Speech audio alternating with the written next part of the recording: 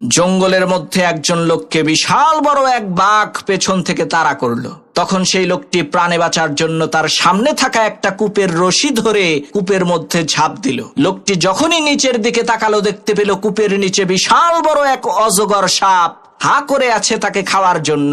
এমন সময় সাদা রঙের একটা ইঁদুর আর কালো রঙের একটা ইঁদুর কূপের সেই রশিটাকে কুটকুট করে আস্তে আস্তে কেটে দিচ্ছে। যেই রশিটা ধরে সেই লোকটি ঝুলে আছে, হঠাৎ করে সেই লোকটি দেখতে পেল কূপের মধ্যে মধুর চাক। লোকটি তার হাতের আঙ্গুল দিয়ে সামান্য একটু মধু এনে তার জিহ্বার মধ্যে দিল।